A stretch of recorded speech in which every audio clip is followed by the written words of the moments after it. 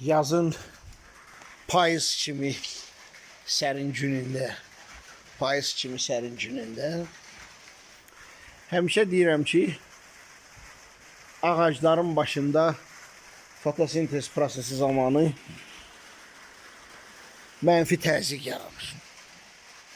Ağacların başında fotosintez prosesi zamanı mənfi təzyiq yaranır. Əslində insan əlifbanı və vurma cədvəlini bildisə, onu işçi kimi istifadə eləmək olar. Yəni vurma cədvəlini qavradığı əlifbanı bildisə, onu işçi kimi istifadə eləmək olar.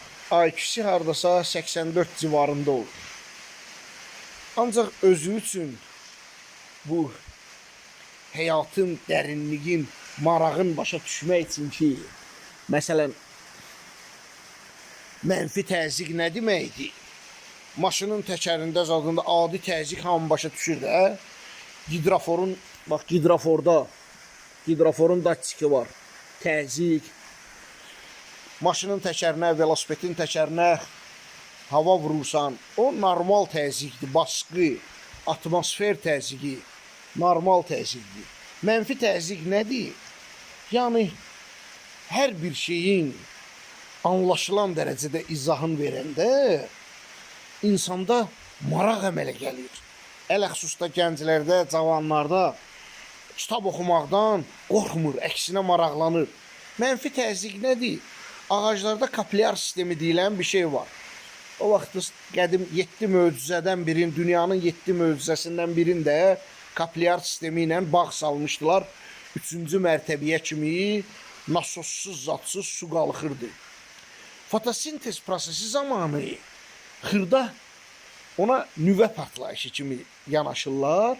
Ağacların başında partlayış baş verir. Güneşin təsirindən fotosintez prosesi zamanı xırda partlayış olur. Necə ki, taksi şoförü bakdan şlankla benzin çəkər sovuraraq, partlayış zamanı partlayış baş verdiyi o vadar eləyir ki, ağacın kapillyar sistemi suyu çəksin, yuxarı ən hündür budaqlara kimi dartıb aparsın. Bax, Allahı, yaradanı elə başa düşmək lazımdır. Elə bir şey düzəldib ki, bu bizim adi saydığımız ağacda xırda nüvə partlayışı kimi bir partlayış gedir və mənfi təzyiq yaranır.